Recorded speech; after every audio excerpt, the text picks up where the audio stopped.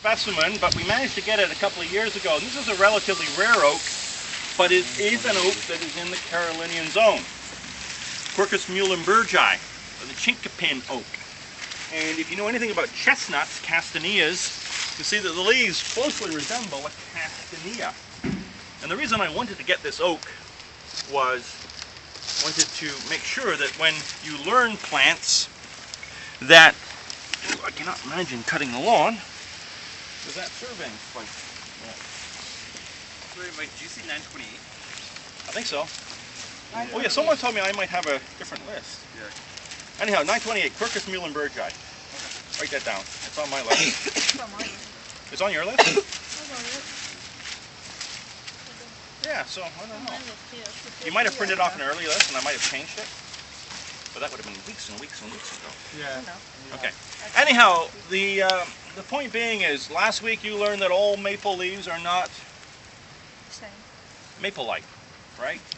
Until last week, you probably all thought that all maples were palmate, right? They are not. And I can show you maple leaves that look very similar to this if I look at Acer carpinifolium, which is closer to a hornbeam. So, all oaks are not like oak leaves, right? Any of you seen Robin Hood? Which one? Oh, anyone. Anyone, right? Robin Hood, and he's in Sherwood Forest, and he jumps out of they swing out of the trees, and they jump out of the trees, right, to kind of harass the sheriff from Nottingham. Remember that scene? Yeah. Right?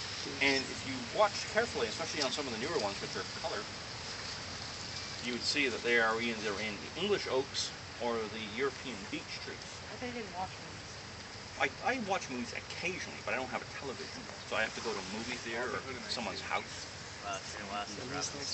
You don't have a TV? I've never owned a television. Never. Anyhow, the point being is that most people think oaks have those typical oak leaves because they see the in the Robin Hood movies, and if you look at a lot of what it comes out of England, the heralds, the shields of the big houses, they have the oak leaves on them, etc., etc. So they're a typical lobed leaf, not like this, which is coarsely serrate or toothed, and it's an entire leaf, not lobed. The other interesting thing about this tree, imagine it growing up to be 60, 80 feet tall, right? It has a slightly pendulous habit to it because of the growth. So you can see that the growth on this, compared to some of the other oaks, is very, very light and thin. The buds are going to be very, very small. The petioles are an orangey color, but you've got these toothed leaves with a very acute apex, very leathery color. And the other thing is, when these leaves go brown, they will stay on the tree for a period of time. Right, so they'll persist, and some oaks have that characteristic where the leaves will persist for quite a period of time.